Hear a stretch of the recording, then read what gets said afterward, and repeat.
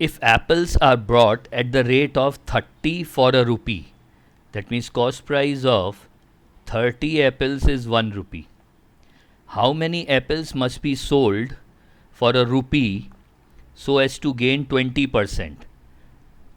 Let x be of selling price of x apples is also 1 rupee. Now we can very easily use our rule 4 from our arithmetic rule book, that is the debt rule. And according to the debt rule, the profit percentage would be principal diagonal, that is 30 into 130, minus secondary diagonal, x into 1x divided by x into 100 is equals to profit percentage. So now if we can solve this, we can find very easily the value of x. So 150 minus 5x is equals to x, 6x is 150, x is equals to 150 by 6, that is 25. So he should be selling 25 apples for rupee 1 so as to gain 20%. Option B fits in.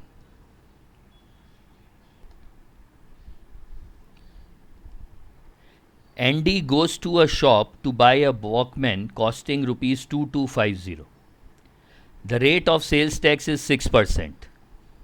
He wants the dealer to reduce the price so that he has to pay rupees 2000 inclusive of tax. Find the approximate reduction needed in the cost price of the Walkman in percentage. He wants to pay only 2000 rupees. So that means the new price of the Walkman is X plus the tax on it is 6%, that is 0.06x. This should be equals to 2000. So what is x? X is 2000 divided by 1.06, which comes to roughly 1887. That means he wants a reduction of 2250 minus 1887, that is 363 rupees. Now the question is, find the approximate reduction needed in the cost price of Walkman in percentage. So in percentage, reduction required is 363 by the original price of the Walkman 2250 into 100. And I have a calculator to solve this, and it gives 16.13%. So on the lower side, since it is 13, so approximately it is 16% reduction, and that is in option C.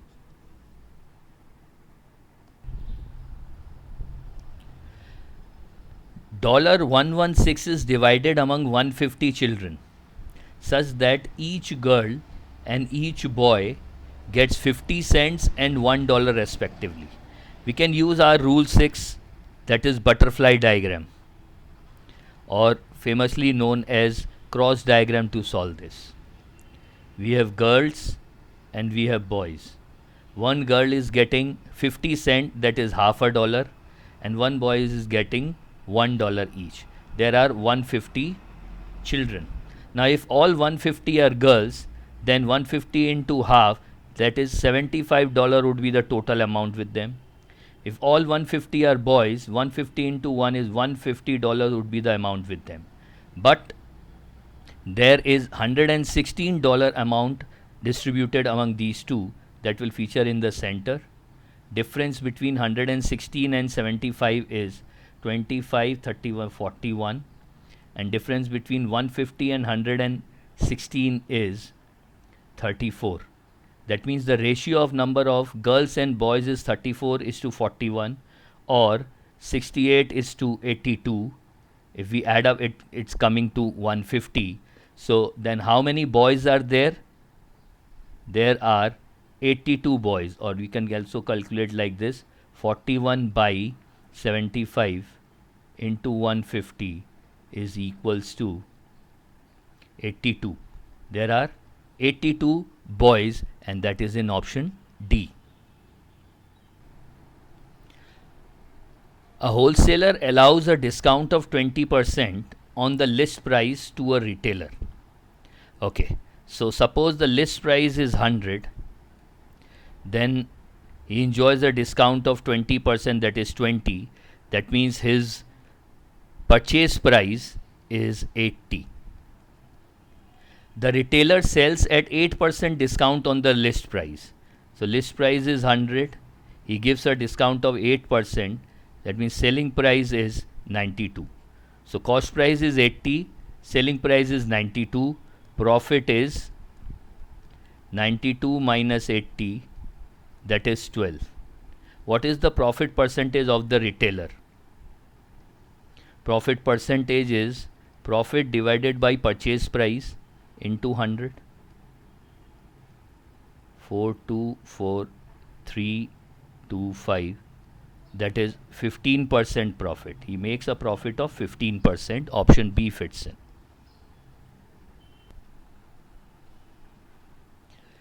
In a test, a student scored 2 marks for every correct answer and loses half marks for every wrong answer. A student attempt all the 100 questions and score 120 marks. How many questions did he answer correctly? So let x questions are correctly answered, then 100 minus x are incorrect. According to the question, 2 marks for the correct and half marks are penalized for incorrect, and that should be equals to 120. If I multiply this by 2, 4x minus 100 minus plus x equals to 120. 5x is equals to 220, and then x is equals to 220 into 2. Here it should be 240, plus 100 would be 340. So it should be 340 by 5, and 340 by 5 is 68. So how many questions did he answer correctly? 68. Now looking at the options also, directly we can give the answer without framing the equation. Why to frame the equation when these options are helping out this much? Like if we take up 60 into 2 is 120, but he have scored 120 only. That means his number of correct answers should be greater than 60, and the only option which is greater than 60 is 68. Straight away, without solving even, we can say that answer is 68. Now 50 into 2 is giving 100. He have scored 120 marks.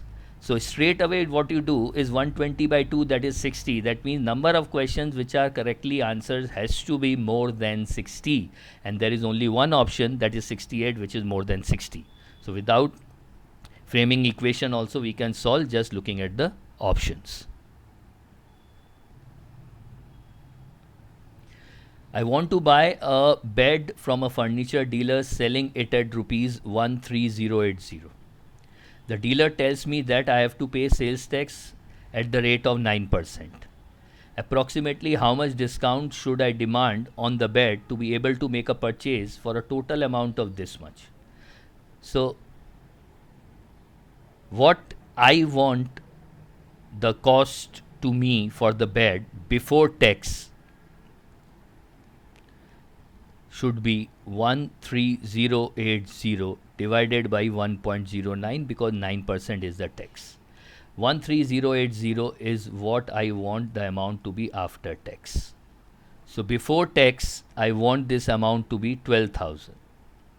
13080 divided by 1.09 is 12,000. Now, so how much discount on the cost price or on the list price I am demanding is 13080 minus 12,000,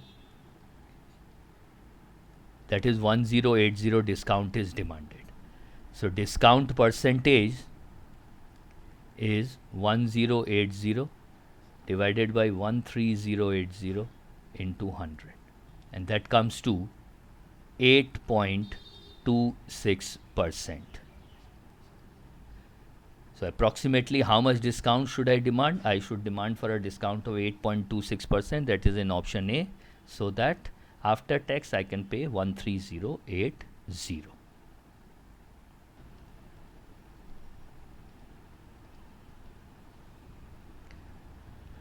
John buys goods worth rupees 7500.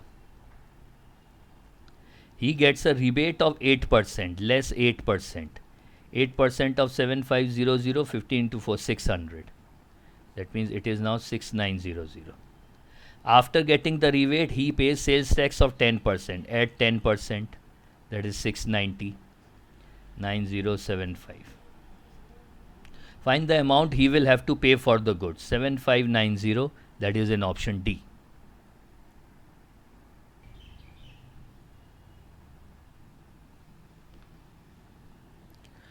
The monthly income of A and B are in the ratio 4:5. A, B monthly income is 4x and 5x income. Their expenses are in the ratio 5:6. Expenses ratio 5y, 6y. Income minus expenses is savings, isn't it? Savings of A is 4x minus 5y and B is 5x minus 6y. A saves 250 per month. That means 4x minus 5y is 250 and B saves 500. 5x minus 6y equals to 500. Let me multiply this by 5 and this by 4. So 20x minus 25y is 1250. 20x minus 24y is 2000. So if I deduct, what I'll get? Minus y equals minus 750. So y is 750. What is asked? What is the income of A? We need the value of 4x. Y is 750. We can find the value of 4x from the first equation. 4x equals to 250 plus 5y. That is 250 plus 5 into 750. 250 plus, okay, 750, 15, 3750 equals to 4000. So income of A is 4x, 4x is equals to 4000, that is in option A. A greedy shopkeeper sells 18 items at a price equal to his purchase price of 21 item. So let the cost price of 21 item was 1, then selling price of 18 item is 1, and again we will use rule 4, debt rule, to find the profit percentage directly. Principal diagonal 21 minus secondary diagonal 18 divided by 18 into 100 is the profit percentage. That is 3 by 18 or 1 by 6. 1 by 6 is 16.67% is the profit. That is in option A. Rupees 432, sorry, $432 is divided among 3 workers A, B, C such that 8 times A share is equals to 12 times B share is equals to 6 times C share. Now whenever we have this condition, A is to B is to C is nothing but inverse ratio of 8 is to 12 is to 6, and that would be 12 into 6 is to height 12 multiply the rest 8 into 6 into 8 into 12. 6, 6, 2 times, again 2, 4, 6, again it would be 3 is to 2 is to 4. Now we can check 8 into 3 is 24, 12 into 2 is 24, 6 into 4 is 24. So the ratio in which money is divided is 3 is to 2 is to 4. Then how much should A get? A will get 3 by 3 plus 2 plus 4 is 9. That is 1/3 of the total money, 432. That would be 144. 144, yes, 144 is there in option C. A beats B by 30 meter. It means that they are racing, and when A reaches the end point, B is 30 meter behind A. A beats B by 30 meter or 10 seconds. Now, this also means that B takes 10 seconds to cover the distance of 30 meter. So, to cover the distance of 30 meter, B takes 10 seconds. To finish a race of 1200 meter, how much time will B take? So, to finish 1200 meter, B will take simple unitary method 10 by 30 into 1200, that is equals to 400 seconds. 400 seconds is in option B. Parna borrowed $900 at 4% per annum and $1,100 at 5% per annum for the same time duration. If she paid a total of 364 as simple interest, formula for simple interest is PRT by 100. So 900 into 4 into T by 100 plus 1100 into 5 into T by 100 is equals to 364. Time duration is same. So on calculating this, what we'll get, 36T plus 55T is 364. 55 plus 6, 61, 91T. T equals 364 by 91. This will give us 4. So T is 4 years. For 4 years, money is invested. So the time duration for which she has borrowed the money is 4 years. That is in option D. Shri wants to give a gift to Eklavya worth rupees 8,000. She borrows 20% of the gift price. 20% would be 1600. That means remaining would be 80%, 6400 from her mother, and 30% of the remaining amount, this is the remaining amount, 30% of this from her brother. 64 into 3, 12, 192. 1920. So it is 80, 3, 4 and 4. So left with 4480. She has rupees 2000 with her. Deduct 2000. She is still required 2480 in a bank account. How much more money does she need? She need 2480. That is in option D.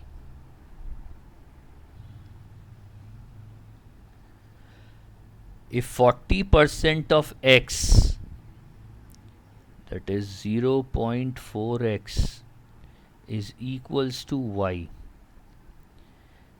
then y percent of 30, that is y by 100 into 30, is equals to what percent of x? That it is equals to z percent of x. I need the value of z. So z is 30y by x. And here we can get 4 by 10 is equals to y by x. So that would be 30 into 4 by 10. That is 12.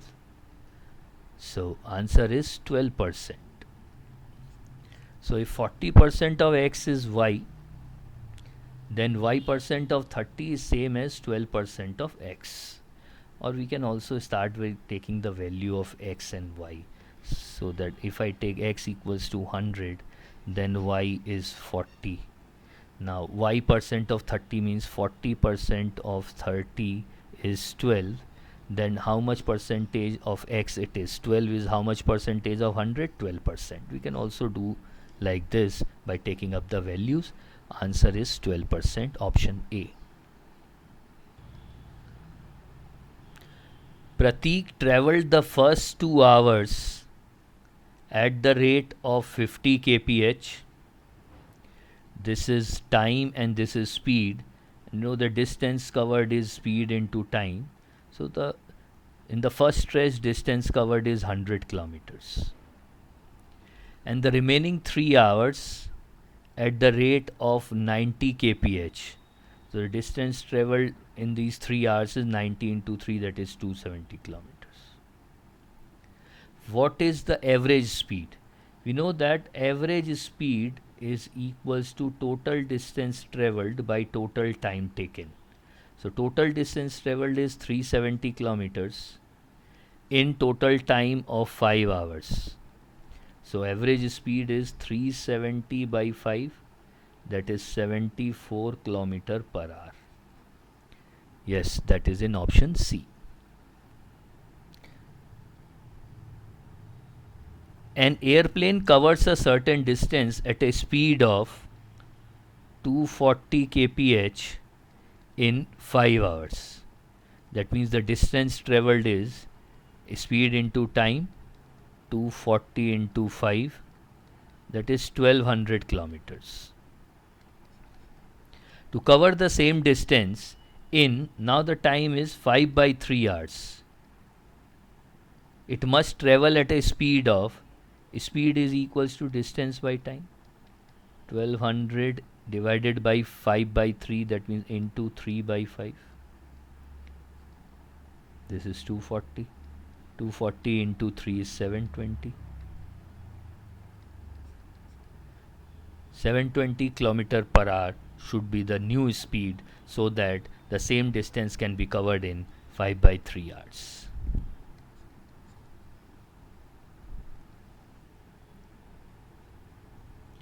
A machine produces 100 units of product per minute. In 1 minute, production is 100 units.